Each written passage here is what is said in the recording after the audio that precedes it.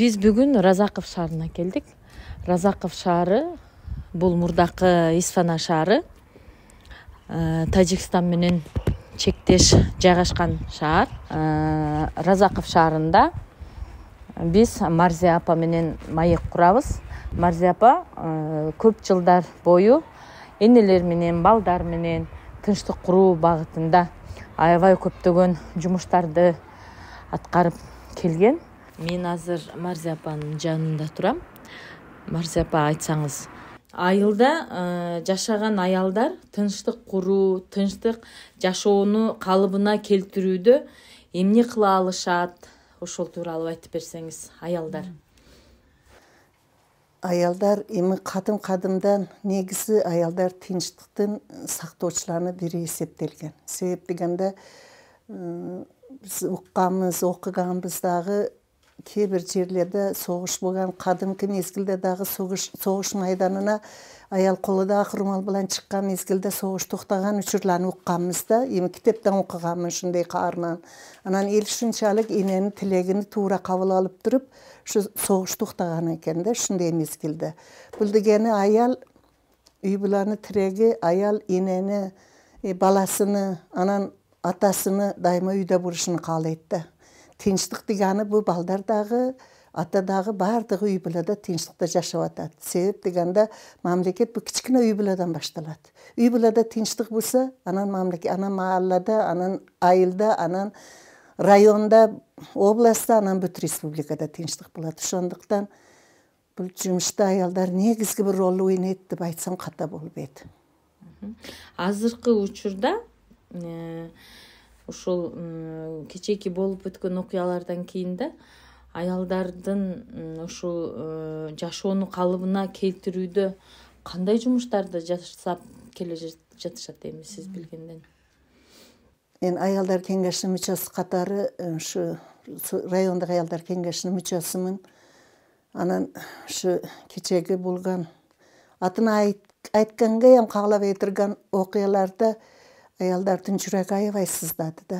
Себеп дегенде бул эми баардык элдин эч ким катардан четте калган жок, бирок энелер баары ушу өзүнүн үй буласы да, өзүнүн баласы, өзүнүн күйөөүн ушу согуш майданында жүргөн жигиттердин катарына коюп көрдү.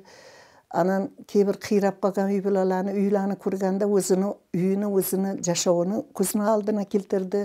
Анан ошондуктан биз биринчи күндөн баштап туруп, үйүшүп алып туруп, ошо мына биз арка зонасында болуп аткан ошо чек арадагы максат айылдагы аялдарга жардам уюштурдук аялдар колдон келгенче. Эч ким үгүттөгөн дагы жок, аялдар өзүнөн өзү жыйыла калды. Анан кийин ошоларга биздин окулдар барып туруп, ошолордун арасында көңүлүн көтөрө турган сөзлөрүн айтып, жолугушуп аялдар менен, анан ушул жердеги аялдар кеңеши менен тыгыз байланышта жүрдүк.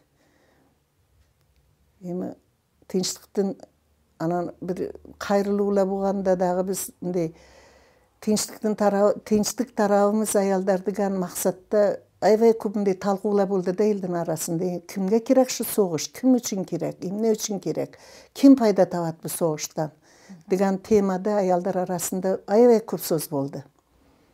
Кандай чечимге келдиңиздер эми ошону кандай чечим элесе болот? Эми бир чечимди биз кабылганыбызда бир күндө баарын бүтүрүп коет элек, токтотуп коет элек.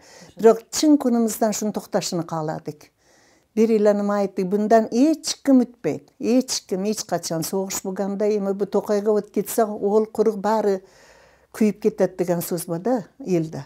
Эч ким четте калбайт. Эч согушта бу эч ким бир жинисиге, жашыга, өлүтүгө, урусуга эч ким карабайт согуш болгон мезгилде.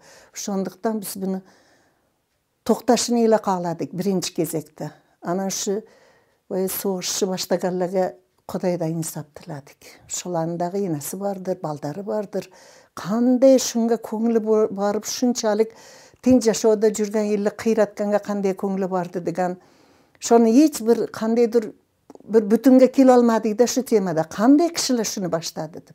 Ушу бизди аябай бир кыйнады десем дагы болот да.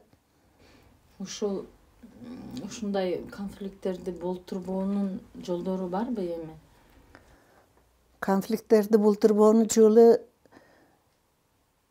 эми себеп десек баягы чегара маселеси айтылып атат да. Бу энди эл чече турган маселе эмес экен да. Бу чегара эл бирок каалабайт өзүнө. Эми мына мисалы мен ушу жашап аткан коргоомго бирөөнүн кирип жерим алышын мен да каалабайм. Ошондой да эми буну туура эле түшүндүк.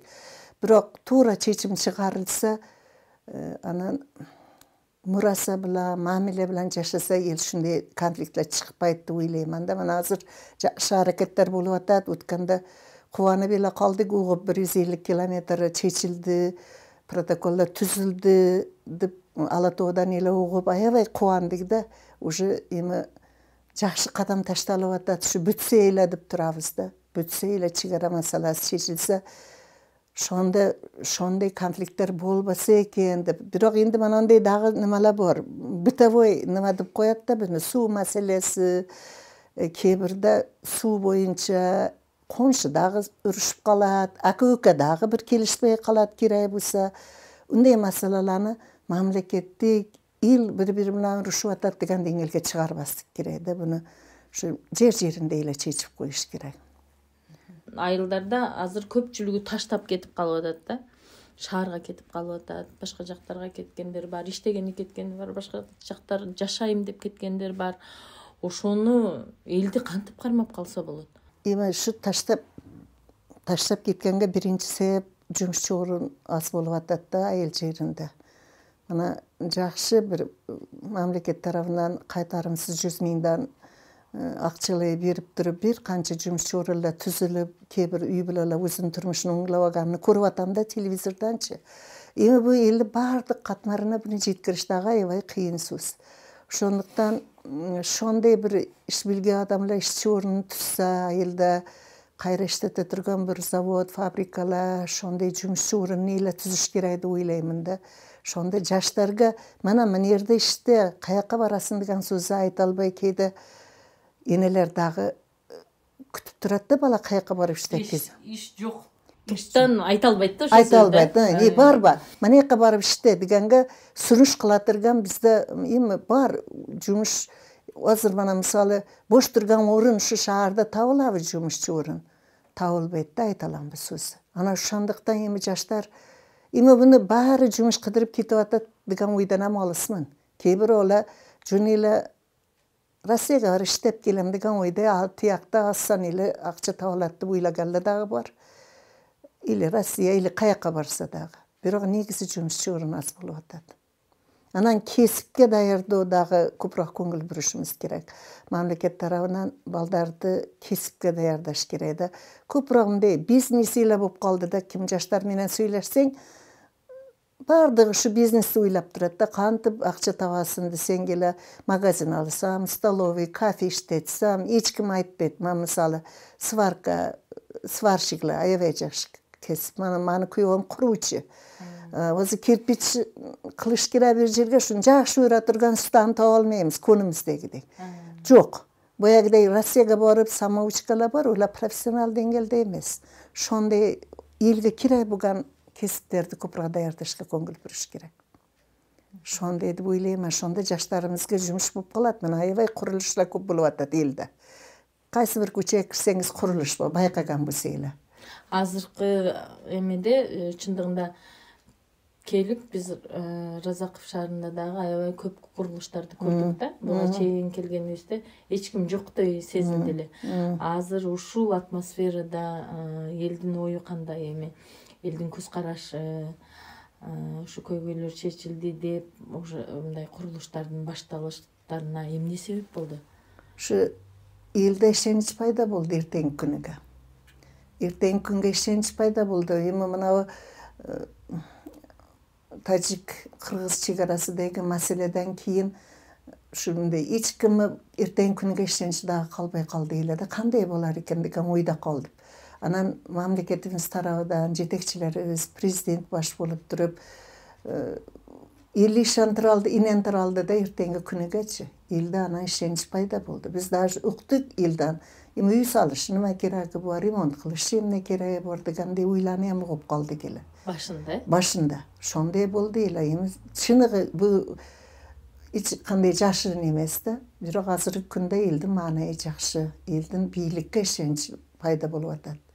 Бийликке ишенип атат эл. Эми биздин мезгилде мисалы любой мындай бир конкурс, жарыш кайерде болмасын ошо областька караганбыз мурда.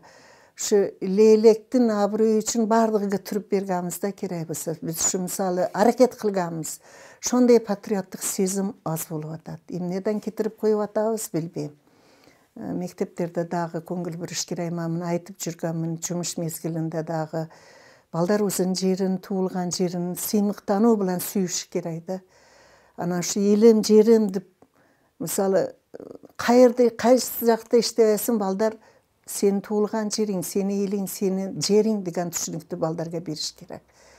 Анан ошондо гана бир башкача неме пайда, тарбияга дагы байланыштуу деп ойлоймун да бул нерсе. Эми зордуктап жаштарды кармаганга кыйын. Биринчиден тарбия, анан жумуш орду, ошондой сезим, патриоттук сезим, кызыгуу, анан тынчтык болуш керек. Баягы эртең күнүгө жашаганга, эмгектенсе натыйжасын көрүүгө ишенич, тынчтыктан бу келип чыгат, тынчтык болуш керек. Биз бүгүн чек арадан алыс эмес жайгашкан Разаков шаарында энелердин тынчтык куруудагы орду тууралуу Марзия Шарипова апабыз менен баарлаштык. Келерки угууларга чейин аман болуңуздар.